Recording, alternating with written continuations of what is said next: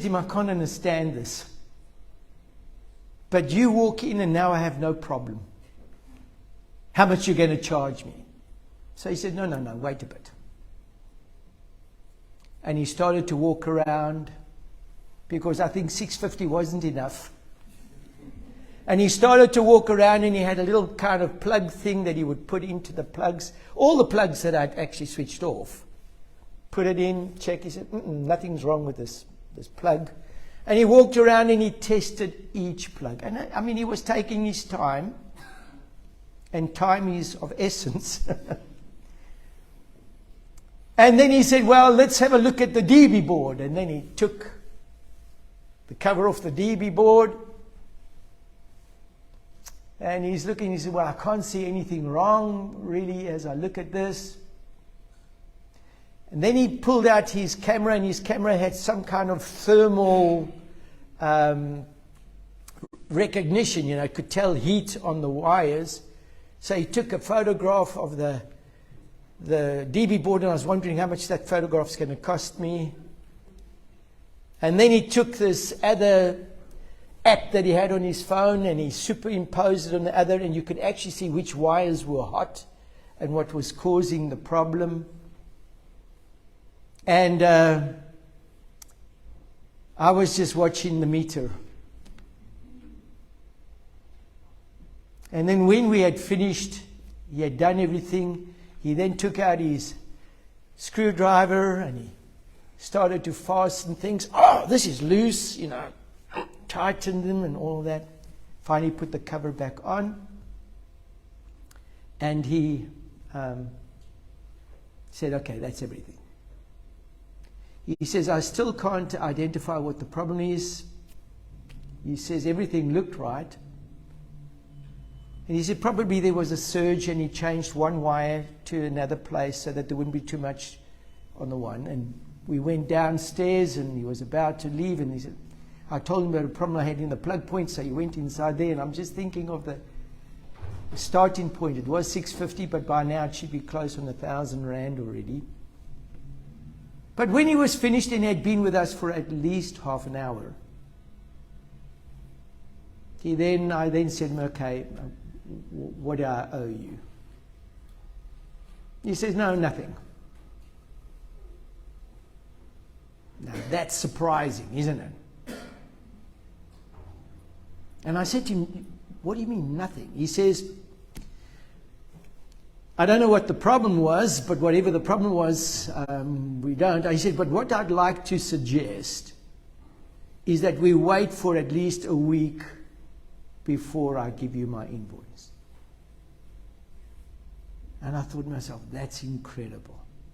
No invoice. It was depending on certain things, and I was anticipating that after the first rains that it would trip. But instead of 1 week going by, I didn't hear from him. And then the second week went by, and I thought, okay, it's time for us to make contact with him. And I contacted him, and I asked him, okay, we've checked, it hasn't tripped since you've been here, what do I owe you? And he indicated to me the 650. But the point that got to me was he wasn't willing to charge me anything unless the problem was solved. And when I thought about this, I wondered to myself, is it possible, as we've just read there, and I want you to go with me to Isaiah chapter 55, verse 1 and 2 again. Is it possible, living in the kind of world that we are living in, that you will actually get this kind of request made that we read there, where it says, come all you who are thirsty, come to the waters, and you who have no money, come buy and eat. Because everything that we do nowadays, no matter what it is, it costs you even just to look at something. And yet here is a request made, come buy wine and milk. Now that was kind of the drinks of the wealthy. Come buy wine and milk. Not just drinking water. It wasn't just plain stuff. Without cost. Why spend money on what is not bread and you labor on what does not satisfy? And this really got me thinking. And I was wondering to myself that to almost live in this kind of situation where people don't invoice you for something, you almost have to be in heaven. Isn't that true? Because that is something you can only expect in heaven. But on earth, everything costs something. And sometimes it might be even an arm and a leg. And we are struggling to survive in the world that we find ourselves in. Struggling to survive. And yet, we know that in heaven we won't struggle to survive. In actual fact, living in heaven will be quite easy. So I want to take you on a little bit of a journey with me, and the next scripture that I want to take you to is Leviticus, the book of Leviticus.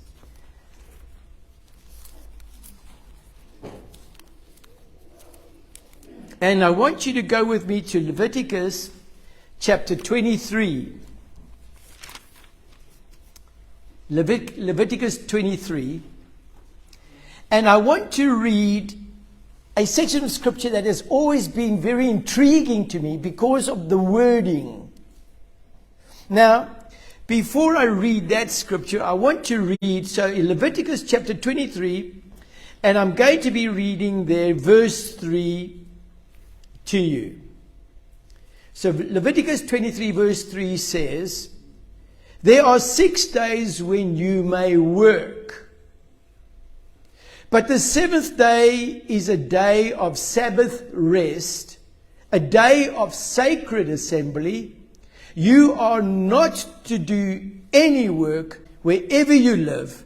It is the Sabbath to the Lord. Now, straight away when I look at that and it says, you are not to do any work, I would like to almost paraphrase and say, you are not allowed to invoice.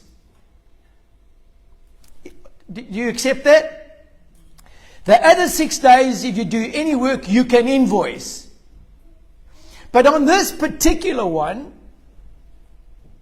it's saying you must not do any work, so in some sense, you can't invoice. So if invoicing is making the difference between work and not, then that is, maybe what we can do is, if I happen to be a plumber and somebody's geyser bursts on the Sabbath, would you allow me to go and fix that? That'll be like the calf in the pit, isn't that true? Now, what will make the difference is when I don't invoice. It means I can fix, but I can't invoice. Because you're not allowed to do any work on the Sabbath. So most of us, just by that rule, will not even fix a person's geyser because our intention is we would like to invoice for our work done. But I'm grateful that this particular request is only restricted to the Sabbath. Any other 6 days, if you want me to do anything for you, I'm entitled to invoice you. Are you all in agreement with me? Okay. But now I want you to go with me to verse 23. Verse 23 says, of chapter 23, Leviticus 23, the Lord said to Moses, still God telling Moses certain things, and he says to him, say to the Israelites, On the first day of the 7th month, you are to have a day of Sabbath rest. So it's interesting, no matter what day the first day falls on, even if it's a Monday, that particular day will be seen as a day of Sabbath rest. But then it goes on to say, a sacred assembly. Now already two words are the same. If you go back to verse 3, it says that you will have a sacred assembly and that it will be a Sabbath rest. Are you with me so far? So it seems to be identical in its requirements of you, but then all of a sudden, what makes the difference, it says, a sacred assembly, this is now again verse 23, commemorated with trumpet blasts. And then it says in verse 25, do no regular work, but present a food offering to the Lord. Very interesting, the word there, do no regular work. Now, in the Sabbath rest, it says, do no work. But now it's asking you to think about a day, but the difference between this day is, although it's going to be called a Sabbath day, and although it's a sacred assembly, it's allowing you to do work, which the other one didn't allow you to, but it's no regular work. And that kind of got me going now. What's this no regular work? I treat it as a Sabbath, sacred to the Lord. I treat it as a sacred assembly, similar to that of the Sabbath. And yet, I'm allowed to work, but not doing regular work. But this is part of what he calls the trumpet feast. Now, without a doubt, I believe that this feast is very important, because what this feast comes, or actually tells me about, is what comes next. What comes right after the trumpet blowing is the Day of Atonement.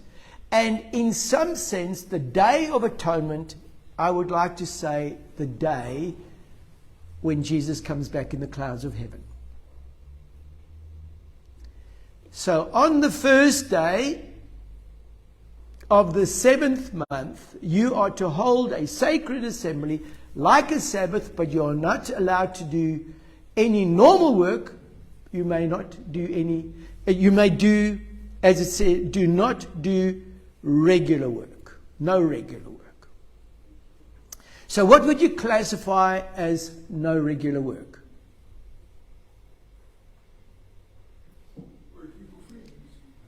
Well, doing it for free. No invoicing. Now remember, the next feast is the day of the Lord. Now, the interesting thing, it says on the 10th day of the 7th month, that means 9 days has passed since the trumpets start blowing. So you have trumpets blowing on the first day of the 7th month. But on the 10th day of the 7th month, you have the Lord coming. I'm just trying to put it. So you have 9 days before the Lord comes. But in these 9 days, there are trumpets blowing. In actual fact, the purpose of the trumpets is to get you ready for the 10th day. Okay. So when I look at this and I'm starting to try and figure out, as I entitled my sermon, No Invoice. Now, in some sense, I'm allowed to work, but no regular work. So in some sense, maybe no invoicing.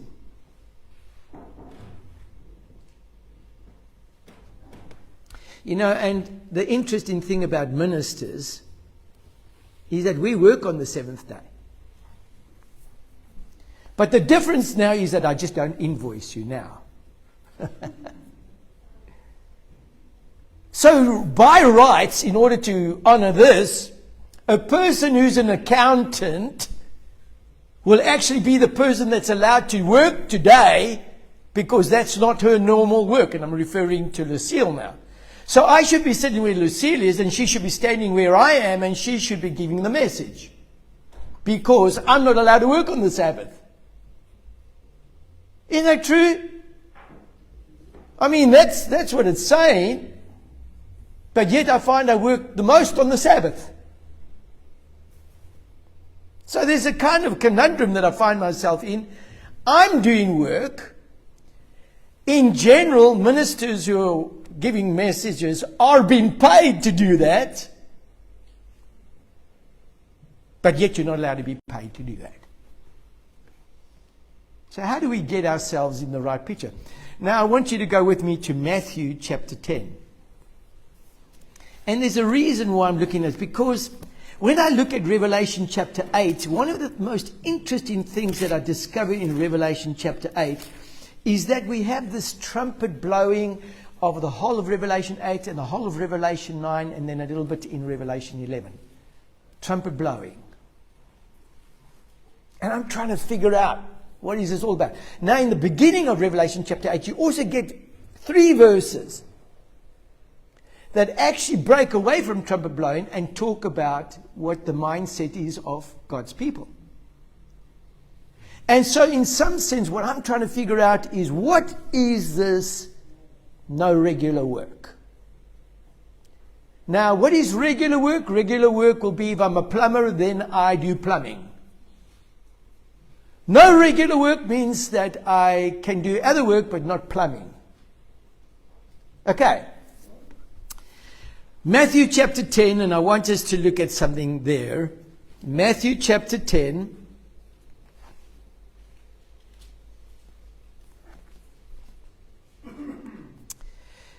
And I want you to notice the instructions that Christ is giving to the disciples as he sends them out. Okay. We're going to start with verse 5. These 12 Jesus sent out with the following instructions. Do not go among the Gentiles or enter any town of the Samaritans. Okay, there's a slight restriction here, but later on it changes. Go rather to the lost sheep of Israel. Then it says, as you go, proclaiming the message, the kingdom of heaven has come near. Okay, so the interesting thing here, when I look at that, us sitting here, most of that will be not our regular work. This will be a commission given to us. Now, if you looked at Peter and James and those people, what were they by regular work? Fishermen. So here Christ is actually drawing a distinction and saying, I'm sending you out to work, and the message you ought to give is that it must be the kingdom of heaven is near or at hand. Okay. But then it goes on, heal the sick, raise the dead, cleanse those who have leprosy, drive out demons.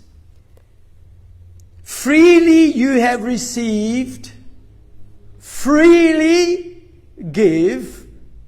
So it's basically no invoicing for your work.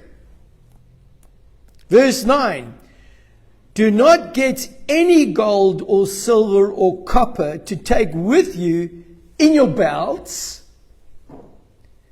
no bag for the journey, or extra shirt or sandals or a staff, for the worker is worth his keep.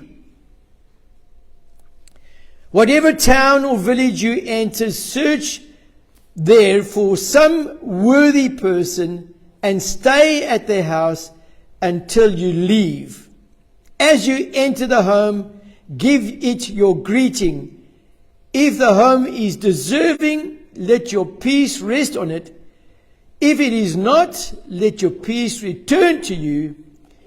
If anyone will not welcome you or listen to your words, leave the home or town and shake the dust off your feet. How do you like that instruction? I want you to go out, but you're not allowed to invoice. And then he makes this comment that the worker is worthy of their keep. And then he says, I want you to go, and when you get to a home, as you enter the home, greet the people. Now, what is this all about? What is going on here? What's this got to do, in some sense, with no regular work? Now, regular work, what would you normally carry with you? Your purse, won't you? You'll carry your tools of trade. Whatever you need to be able to do the stuff, you will take it with you. But here the instruction is, no, you take nothing with you. Not even a staff. In actual fact, you're not even allowed to ask for gold or silver. You're not even supposed to take a belt with some kind of background money just in case you need it, because the person is worthy his wages. So what is this kind of job? Now, I want you just to remember that I'm talking about 12 disciples here, who we now would almost say are ministers. But in actual fact, when I look at the whole story about them, even after Christ is buried and resurrected, they go out and they do their normal work. What was their normal work? They were fishing. Christ knew exactly where to find them. When he was looking for them, he didn't go and look to see if they were in the streets doing things. He went because he knew that he would find them where their regular occupation was, and that is that they would be out fishing. And he's standing on the beach one day, and they come back, and as they come back, he reminds them, have you got any fish? Do you remember right in the beginning of his ministry, he asked them the same question, do you have any fish? No, we don't. Throw this out. And they're all amazed at the amount of fish that they caught. But Christ kind of reminds them of something. They go out fishing, they catch nothing for the whole day. They come back, he asks, have you caught anything? They say, no, nothing. He says, well, cast your net out on the one side. And as they cast the net out on the one side, they got this whole fish. And there is this reminder. And so what am I actually asking you? What is this no regular work?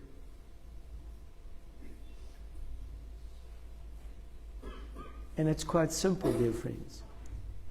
No regular work means that you are to advance the kingdom. Now, I started off by saying that the only place that you're going to get where you can buy without money, without gold or silver, what did I say right in the beginning? The only place that you will get that is in heaven. You know, dear friends, if you happen to be a plumber in heaven and my geyser blows, you will come and fix it and you will not bill me, because money is irrelevant there. What do you need money for? Your paving to your front door is made out of gold. Your gateway to your house is made out of pearls. In actual fact, your house be prepared in such a way that it's unique. It's been custom designed just for you. What do you need money for? And so the interesting thing that I want you to understand, this thing about no regular work, is it means that you're offering something to people that nobody else can offer. And what is that? As I go about my daily duties, as I go about maybe doing my plumbing, as I go about maybe doing whatever work I normally do, what makes the difference? What makes the difference?